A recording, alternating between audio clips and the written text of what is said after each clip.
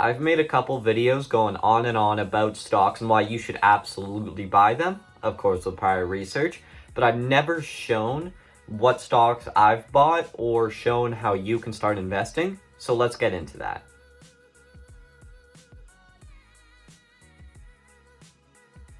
Hey, my name is Tucker Krause, and welcome to my channel where I detail my investing journey as a 14-year-old and give my thoughts and opinion on a variety of personal finance related topics and issues. Today's video, I'm going to be going into my personal stock portfolio as a 14-year-old investor. I'm only going to be giving a quick reason for each stock buy and what those stocks are, obviously, and I will not be going into an in-depth analysis, although I'm going to be making videos in the future doing an in-depth analysis on every single company I own.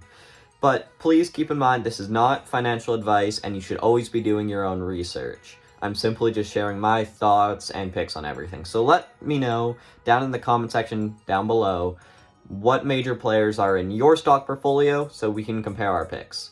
Now, let's finally get into my portfolio as a 14-year-old investor.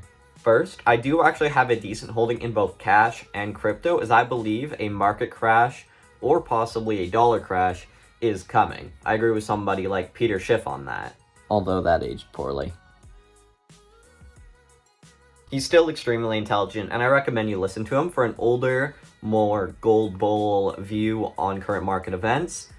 Just ignore the Bitcoin rants. Following that, I actually have the largest amount of my capital in crypto.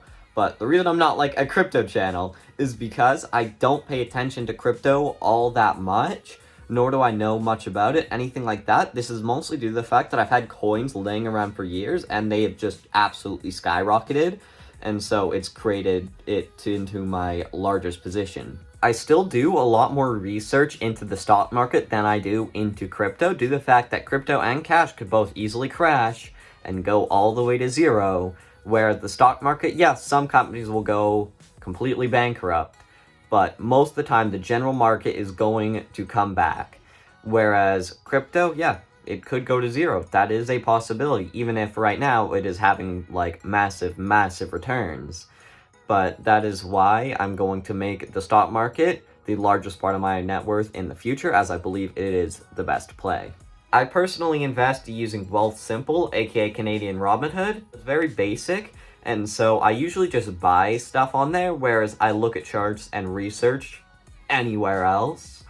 Which, by the way, I'll later be talking in the video about the app and how you should use it to get set up if you're in Canada. Alright, so I'm going to be going through my portfolio, and I'm going to be doing it in ascending percentage amount of my total. So keep in mind, I'm filming this right before Chairman Powell gives his speech on March 17th, 2021. So right now, a lot of the market and a lot of my stocks are very bearish. Originally, the on-screen data was going to be from after close March 17th, but this data is actually going to be from March 18th midday, as I haven't got around to editing it till now, so the market has continued to be very bearish despite the small rally due to the speech.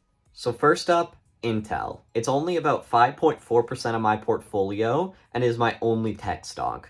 So I have so little space dedicated to tech despite the tech boom is because all these tech stocks are very overvalued, but Intel is actually reasonable. They have a PE ratio of 13 compared to AMD and Nvidia, their direct competitors, with 40 and 77. So that makes them actually a very decent buy, in my opinion. Not to mention, during the pandemic, they were basically the only computer parts manufacturer that managed to keep all of their stuff in stock, whereas AMD and Nvidia and all these other people were completely running out, so that is very commendable. Not to mention, they recently have gotten a lot of management switch-ups, which should help them become a lot more competitive due to the fact that they've lost their performance edge to AMD recently. Air Canada. Pretty self-explanatory. Most airlines are bleeding money right now because they're not really being utilized whatsoever due to the pandemic. But once restrictions start coming off, their stock price is going to jump since they're going to be able to start making money again. And there's no problem that they are going to go bankrupt due to the fact that the Canadian Parliament has already talked about bailing out Air Canada. And so far, I've been mostly right on that. It's been my largest percentage return. Kind of wish I put in more now. So next up, we have Rio Tinto, the third largest mining company in the world by revenue. They have a very low PE ratio as well, and with all the talk of commodities possibly being the next boom after the tech, it seems like, would probably be a good idea. And so I bought right after they had a small correction recently, so I'm actually not too far down, although they are one of the stocks that I'm down on. But I'm not too concerned in the fact that they have a 5.7% dividend, which is frankly amazing. Alright, next up, I've got Denison Mines. These guys are kind of, my little riskier bet that I have, but that's because following the same thinking that there's likely going to be a boom in commodities following the tech boom.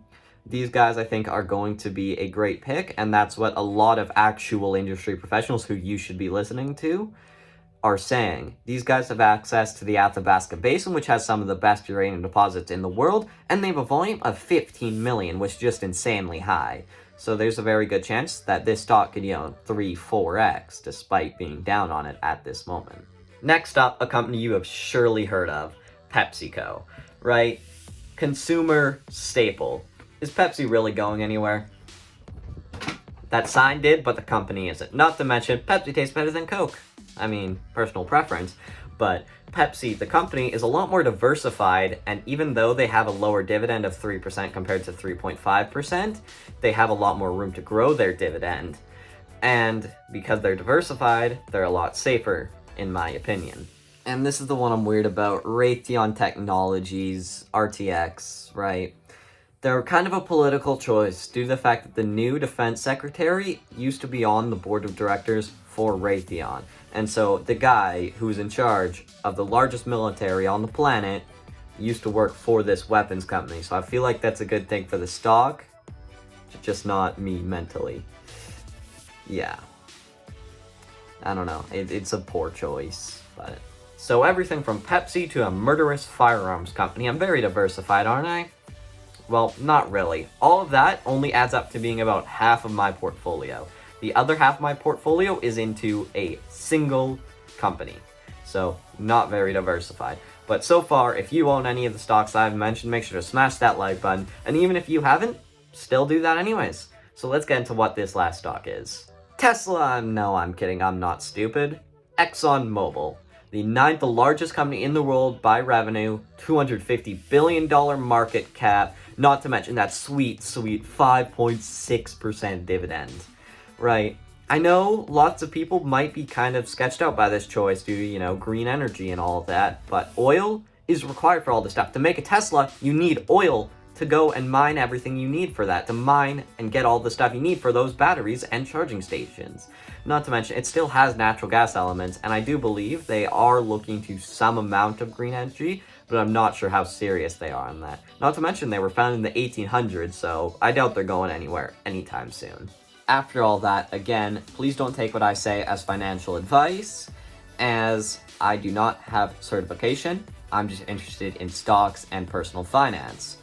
But if you are looking into buying some stocks and you haven't got anything set up, if you're in Canada, Wealthsimple is a great way to do that. It is feeless trading, so you are easily able to trade and not lose a bunch of money, right? It doesn't cost $20 to make a trade or to invest into a company. When you're investing $200, that's very substantial. Not to mention, if you click that link at the top of the description, you'll get $10 if you deposit $100 into the app. But once you download the app, it is very simple to set up. It has step-by-step instructions to get you going. If you're in the United States, I believe Robinhood is very similar. So I would recommend either of those if you're looking to start investing. Don't quote me on that though, because I obviously haven't actually used Robinhood. In the future, I'm going to make an individual video for every single stock I just mentioned, along with stocks that have my eyes, such as 3M is what I'm looking at. I'm going to do an in-depth cost analysis of every single one of these stocks, or at least as in-depth as I can go. But if that interests you, make sure to subscribe and hit the notification bell so you can know when those videos come out. So, thanks for watching. Make sure to smash the like button if you enjoyed, and I will see you next time.